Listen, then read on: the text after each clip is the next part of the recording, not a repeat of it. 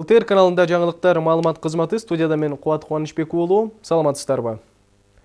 Алтынбек Намазалиев өкмөттүн Чүй облусундагы ыйгарым укуктуу өкүлү болуп дайындалды. Тийиштүү буйрукка мурда ээлеген кызматынан бошотуп, премьер-министр Мухаммедкалый Абылгазиев кол койду.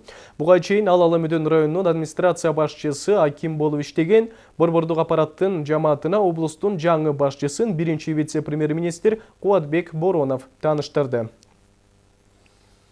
Ал эми Марс Сакараев мурда ээлеген кызматынан бошотулуп, Чүй облусунун Ала-Мөдөн районунун мамлекеттик администрация башчысы Аким болуп дайындалды. Тийиштүү буйрукка премьер-министр кол койду. 1996 жылдан бери ремонттолбогон Конституциялык палатанын соттук отурумдар залы жана китепканасы капиталдык оңдоп түзөөдөн соң ачылды. Эмерек жана техника менен жабдуу толугу менен ТИКа тарабынан каржыланып, жалпы суммасы 96,5 миң АКШ долларын түзөт. Эми сот отурумунун залы бүгүн заманбап инженердик техникалык каражаттар менен жабдылууда. 2018-2040 жылдары өлкөнү өнүктүрүүнүн улуттук стратегиясынын милдеттерине ылайык, ошондой эле президенттин 2019 жылды региондорду өнүктүрүү жана өлкөнү санариптештирүү жылы деп жарыялоосунун алкагында палатаны заманбап жабдуулар менен камсыздалышы актуалдуу болуп саналат. Бул эми Конституциялык палатанын материалдык базасынын бекемдөө болуп эсептелинет. Себеби залдын өзүнүн баягы сүрүү болуп турса, өзүнүн көрүнүшү болуп турса, келип катышкан катышуучулардагы соттун сот бийлигине мамилеси менин оюмча башкача болуш керек деген ойдомун. Вице-премьер-министр Алтынай Өмүрбекова жайкы каникул учурунда балдардын коопсуздугун камсыздоо боюнча кеңешме өткөрдү.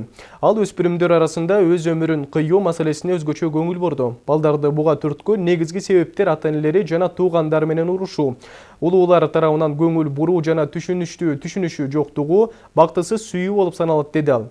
Кеңешменин жүрүшүндө балдардын активдүү эс алуусу үчүн бардык шарттарын түзүү боюнча ар кыл пикирлер айтылды. Мындан тышкары алар эс алган жерлерде рейдтик иш-чараларды өткөрүү, балдардын коопсуздугу боюнча калк арасында маалымдоо тууралуу медиа план түзүү, белгилүү адамдарды тартуу, ыктыярчылар кыймылын түзүү, чогулуштардын катышуучуларына маалымат баракчаларын таратуу тууралуу айтылды. Ата-энелерди жана балдарды эс алуу учурундагы коопсуздук чаралары тууралуу маалымдоонун натыйжалуу каражаттары катары СМС билдирүү, коммуналдык төлөмдөр үчүн эсеп дүмүрчөктөрдүн жана чектердин арткы бетинде тийиштүү маалыматты чыгаруу аталды. Алтынай Өмүрбекова жай мезгилинде балдардын коопсуздугу боюнча коопсуздук үчүн бирге аттуу ыкчам иш-чаралар планын иштеп чыгууну тапшырды.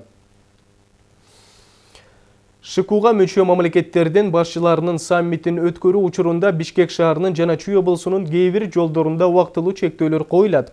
Ички иштер министрлигинин жол коопсуздугун көзөмөлдөөнүн 1000ге жакын кызматкерлери күчөтүлгөн тартипте кызмат өтөшөт.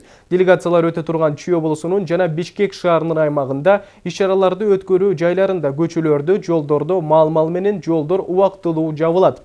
Бишкек шаарынын жана Чүй облусунун аймагында өтө турган иш-чаралардын жанында 12 эвакуатор даярдалган, туура эмес токтотулган жана кароосуз калган автоунаалар алынат. Ички иштер министрлиги маанилүү иш-чараларды өткөрүүгө байланыштуу шаар тургундары менен жашоочуларын түшүнүү менен кабыл алуусун суранат. Ош шаарында жаңыдан реконструкция болуп жаткан Токтогул Сейил багынын кире беришиндеги тепкиштер талкаланды. Кыздарга өзүн көрсөткүсү келген жигит автоунаасынын тепкиштен айдап түшүп бара жатканы видеого түшүп калган жана ал социалдык түйүндөргө жарыяланган. Видеонун автору жаңыдан оңдолгон тепкиштер талкаланганына кейип айдоочу мыйзам алдында жооп бериш керегин тастыктады. Бишкекке Кытайдын Борбордук опера театрынын 100дөн ашык кишиден турган чыгармачыл тобу келди. Бул тууралуу Маданият, маалымат жана туризм министрлигинин маалымат кызматы билдирди.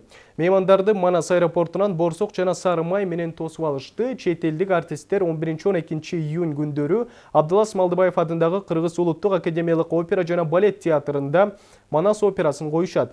Буга чейин Кыргызстанга аталган театрдын техникалык тобу келген, алар декорацияларды орнотуп, башка уюштуруу иштерин жүргүзүп жатат. Манастын образын жараткан актер Юй Цин-Джин анын каарманы операдагы эң маанилүү киши болгондуктан бир аз толкунданып жатканын айтты. Эске салсак, Манас эпосун операда коюу демилгеси 2015-жылы Кытайдын төрагасы Си Цзиньпиндин катышуусунда өткөн маданият маселелери боюнча жыйында көтөрүлгөн.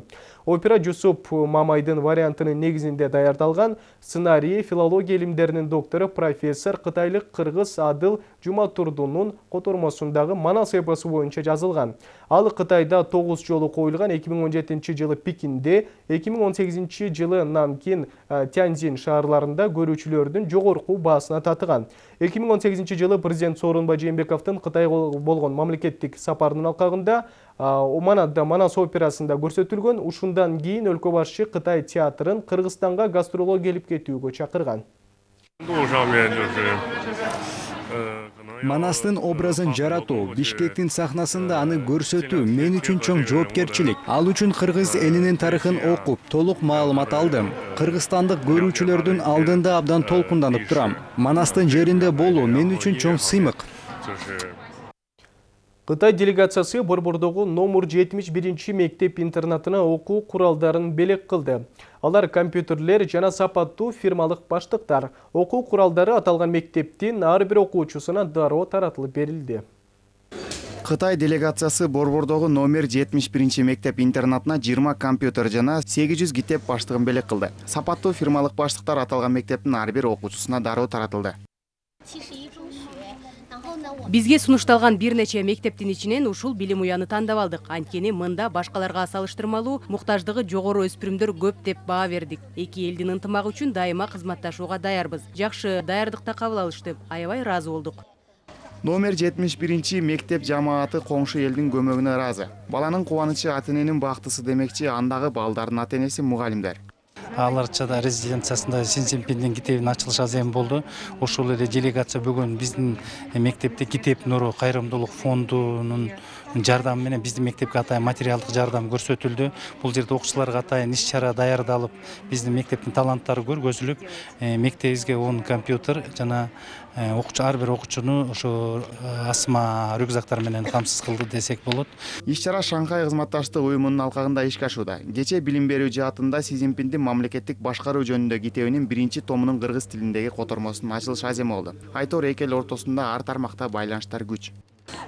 Бул жерде Кытай Борбордуу партиясынын Борбордуу комитетинен келген кишилер уюштурду, абдан жогорку деңгээлде. Бул мектепке 71 мектепке келип, ошол жерде социалдык мындай аяр топтогу балдар, жетим балдар же ар кандай тагдыры менен ата энеси жок балдардын мектебин тандап алып, Аталган номер 71 мектеп-интернатында жалпы 800 окуучу билим алат. Ал жерде негизинен аяр топтогу балдар окушат. Ильяс Анарбай уулу, Аскар Маратов, ЛТР Бишкек. Бул сааттарга алынган жаңылыктар түрмөгү дал ушундай болду. Биз менен бирге болуңуздар.